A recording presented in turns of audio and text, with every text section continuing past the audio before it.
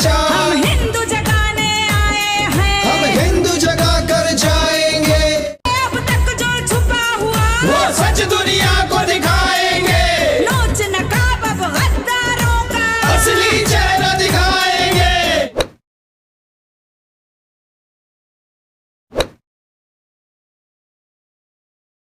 दोस्तों, आज हम बात करेंगे भगवा के बारे में। आखिर ये भगवा चीज क्या है? भगवा मात्र वस्त्र अथवा रंग तक सीमित तो नहीं, या भगवा किसी महान व्यक्ति की उपाधि तो नहीं। आज हम इसी पे बात करने वाले हैं। साथ ही साथ उन सारी गपेबाजी और मनगढ़ंत कहानियों का भी पर्दाफाश करने वाले हैं जो प्रचारित करते हैं भगवा ब्राह्मणवादी व्यवस्था से संबंध रखता है। तो वीडियो को पूरा देखिएगा ताकि आपको यह पूरी तरह से समझ आ सके। मैंने पिछले वीडियो में जनेऊ के बारे में पर्दाफाश किया था और जनेऊ गैंग को पूरा बेनकाब कर दिया था, जिसमें मैंने यह साबित कर दिया था कि गौतम बुद्ध के वस्त्रों में दिखा भ्रामिक दृष्टिदोष ही जनेऊ था। बाल गंगाधर तिलक के मत से गौतम बुद्ध जनेऊधारियों के परमेश्वर भी साबित हो गए थे। अगर आप इस वीडियो को देखना चाहते हैं तो इस वीडियो के डिस्क्रिप्शन में जाकर लिंक को टच करके वीडियो को देख सकते हैं। लेकिन आज हम बात करेंगे भगवा के बारे में, तो चलिए शुरू करते हैं। तो दोस्तों, दुनिया में एक ही व्यक्ति पैदा हुए जिसे भगवा नामक उपाधि से पुकारा जाता है, और उस व्यक्ति का नाम है गौतम बुद्ध। इत्यपि सो भगवा अरहं। वैसे भी वे भगवा हैं, अरहं हैं, अर्थात सम्माननीय हैं, पूजनीय हैं। दुनिया में मात्र एक ही व्यक्ति पैदा हुए जिसे भगवा कहा जाता है, वही भगवा जो पाली भाषा से संबंध रखता है। इस भगवा का किसी संस्कृत नामक भाषा या फालतू संस्कृति से दूर दूर तक नाता रिश्ता नहीं था, लेकिन यही भगवा आज आतंकवाद के नाम से जाना जा रहा है। मतलब कि भगवा आतंकवाद। भगवा को आतंकवादी रूप देने अथवा इसे भोग विलास के रंग मात्र तक सीमित करने के लिए कुछ कट्टरपंथियों ने दिन रात मेहनत किया है। लेकिन सबसे बड़ा प्रश्न यह उठता है कि ये केसरिया का नाम भगवा कैसे पड़ गया? जरा सोचो, न तो यह भगवा शब्द संस्कृत से संबंध रखता है और न ही संस्कृत की संस्कृति से। तो आखिर ये भगवा है क्या? भगवा पाली भाषा का शब्द है जो भग धातु से बना है। भग का अर्थ है नष्ट कर देना, दीपक की तरह बुझा देना।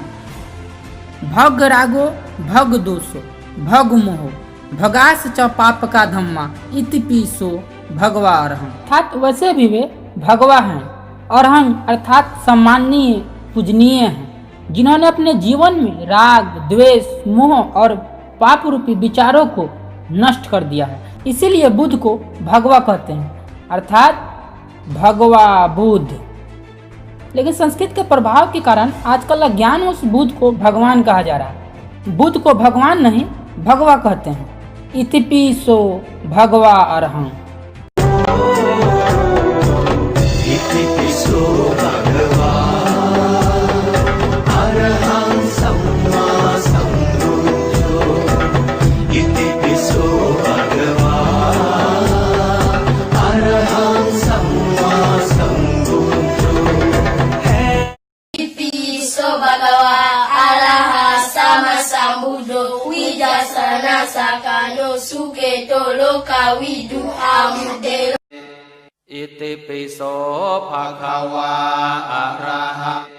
Itipiso bhagava araha.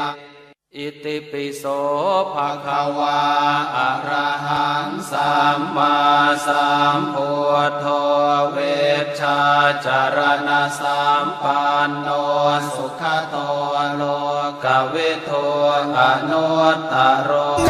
कर दो जाके ये ऐलान, भगवा रंग मेरी पहचान। हम हिंदू जगाने आए हैं, हम हिंदू जगा कर जाएंगे।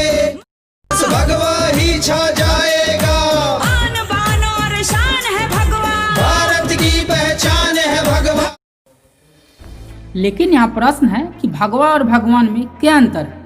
क्या बुद्ध को भगवान कहना उचित है? जवाब है बिल्कुल नहीं, क्योंकि भगवा शब्द ईश्वरीय नहीं है, जबकि भगवा से ही भगवान बना है जो ईश्वरीय है। अतः बुद्ध को भगवान कहना उचित ही नहीं बल्कि अंधविश्वास को बढ़ावा देना भी है। भगवा से भगवान बनना अर्थात अनिश्वरवादी शब्द से ईश्वरवादी बनना पाखंड तो दर्शाता ही है, साथ ही साथ कुछ रहस्यों को भी प्रकट करता है। क्योंकि पाली भाषा में दो शब्द देखने को मिलता है, एक भगानम और भगवा, जिसका अर्थ है राग, द्वेष और पाप रूपी विचारों को समाप्त कर देने वाला। लेकिन जब यही शब्द भगवान के अस्तित्व में आता है तब यह ईश्वरवादी हो जाता है।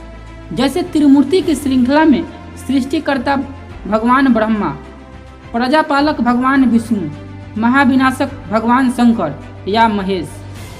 अतः यह भगवा और भगवान काफ़ी अलग है। लेकिन सवाल यह है कि भगवान अस्तित्व में कब आए, तो मैं आपको बताता हूँ। पाली में भगानंद भी है, भगवा भी है। लेकिन जब देश में मुस्लिम शासक आए होंगे तब उनकी भाषा में ये शब्द सम्मिलित होकर भगवान बन गया होगा। आप पूछेंगे कैसे, तो मैं इसका जवाब देता हूँ। जैसे विदेशज शब्द है जहाँ, जिसे हम जहान कहते हैं। विदेशज शब्द है आसमां, उसे हम आसमान कहते हैं। जैसे हिंदुस्तान, उसी को हिंदुस्तान कहते हैं। ठीक उसी प्रकार भगवा भी भगवान हो गया होगा। मैं यह अनुमान के तौर पर बोल रहा हूँ, यह मेरे विचार मात्र हैं। दिल पर मत लें, क्योंकि वहाँ खून होता है। कहीं ज़्यादा जोर पड़ा तो फट जाएगा और फुचफुचा कर खून बने लगेगा। मैंने भगवान शब्द की उत्पत्ति को इस्लामिक पीरियड से इसलिए भी जोड़ा है क्योंकि ब्राह्मण लोग इस्लामियों से बहुत प्रभावित रहे हैं। जैसे मनु और शत्रुपा की कहानी आदम और हव्वा का कॉपी पेस्ट है, क्योंकि मनुष्य के जन्म के विषय में सबसे पुराना ग्रंथ ऋग्वेद कहता है कि ब्राह्मण ब्रह्मा के मुख से, क्षत्रिय भुजाओं से, वैश्य नाभि से, शूद्र पैर से जन्मा है। लेकिन मनु शत्रुपा की कहानी से इनका इस्लामिक प्रभाव पकड़ा जाता है। साथ ही साथ ब्राह्मण बीरबल का दीन इलाही अपनाना भी इस्लामिक प्रभाव ही नहीं बल्कि चमचा युग को भी दर्शाता है। अकबर का नया विचार दीन इलाही आया और उसे अपनाने वाला पहला और अंतिम व्यक्ति बीरबल ही था। इससे तो आपको यह भी पता चल ही गया होगा कि ब्राह्मणों का असली रंग क्या था। तो चलिए आगे बात करते हैं कि केसरिया वस्त्र को कौन नकारता है और कौन बदनाम कर रहा है। जैसे कि एक आर्य समाजी ने प्रबुद्ध भारत नीला राष्ट्र चैनल का मजाक उड़ाते हुए कमेंट किया है। कमेंट है कि ये नवबौद्ध इतने बेवकूफ़ हैं कि कुछ कहा नहीं जा सकता, क्योंकि बौद्ध और हिंदू दोनों ही भगवाधारी हैं। इसलिए उन्होंने बौद्धों की पहचान भगवा को ही त्याग दिया और नीले बन गए। धीरे धीरे ये हरे भी हो जाएंगे। ये है इनका कहना। आप तो जान ही चुके हैं कि हरे लोग कौन थे, क्योंकि मैं पहले ही बता चुका हूँ। तो इस बेकार समाज के ज्ञानी के कमेंट का उत्तर भी देना उचित लगता है। दोस्तों, बुद्धिज्म में केसरिया वस्त्र वो धारण कर सकता है जो भगवा हो, अर्थात जिसने मोह, राग, द्वेष और सभी प्रकार के बुरे विचारों को नष्ट कर दिया है और लोकहित के लिए कार्यरत है, जिसे हम भिक्षु कहते हैं। उपासकों के लिए केसरिया वस्त्र वर्जित है, यह मात्र भिक्षुओं के लिए है। लेकिन षड्यंत्र देखिए, कुछ लोगों ने केसरिया का नाम भगवा तो रख ही दिया, साथ ही साथ अपना एरापन भी दिखा दिया। ऐसे एरे गेरे आपको सड़कों पे मिल जाएंगे जो भगवाधारी होंगे। तो आप कमेंट करके बताइए कि कौन भगवा को बदनाम कर रहा है। पेंसिल का पहला रंग कहें या पहली विचारधारा कहें तो वह नीला है और हमें नीला राष्ट्र की संकल्पना पे गर्व है। राज सत्ता के आश्रय और राजदंड के दमन से मैं घबराने वाला नहीं हूँ। जब जब और जैसे ही मुझे अवसर मिलेगा मैं तुम्हारे पाखंड की धज्जियां उड़ाता रहूंगा।